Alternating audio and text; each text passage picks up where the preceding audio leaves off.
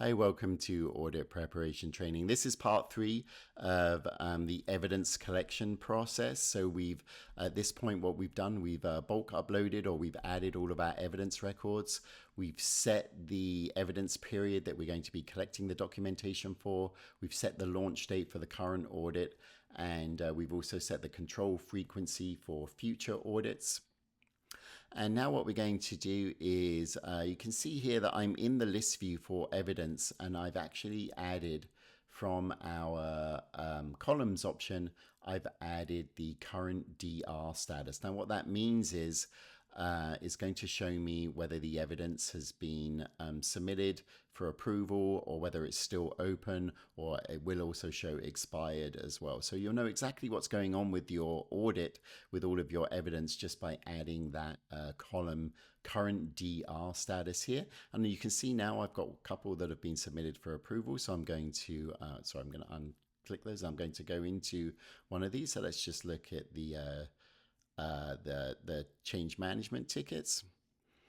And now I can see that in the document request section, I've got the document that's submitted for approval here on top. So I'm just going to click into that.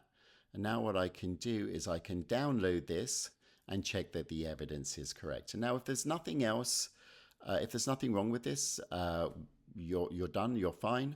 However, let's say you can approve this as a reviewer. You can just simply click approve, add any comments you want to, and click save. However, if this document is incorrect, what you want to do is just reject this evidence. And now I'm going to click reject, and I'm going to be like,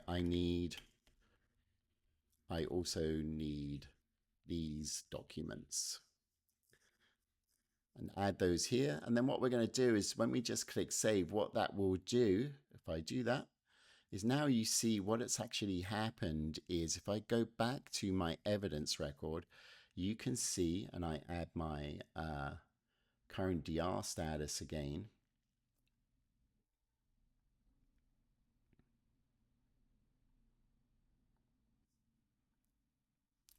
I can see now that this evidence request has been reopened. What's happened then is that sent a notification back to the evidence owner that additional evidence is required. They'll see that comment and they'll be able to come into the document request, upload the additional evidence, and then send that back to you. And again, it will show as submitted for approval when it's ready. So you can go through that process many times. The other option that you do have as well, if you don't want to reopen the evidence, is you can actually use the comments section here. So if you want to just write to them and say, hey, John, I need something more from you, you can do it this way too. So I could just do at. Make sure you at the person. You want to make sure that this will trigger the notification directly to them. Otherwise, they won't see the comment. So they have to be a user in our system, obviously, but they already are. So in this case, the evidence owner was Lily. I can say I need these documents.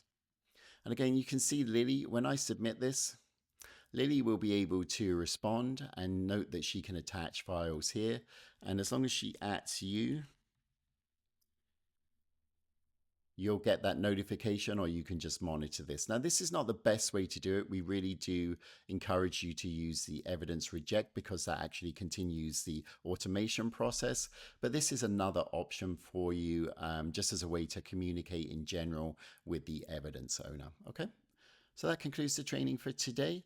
And now we're going to go on to show you how to add your standards and build out your internal controls and map everything together so you've got a full audit representation in the platform. Thank you very much.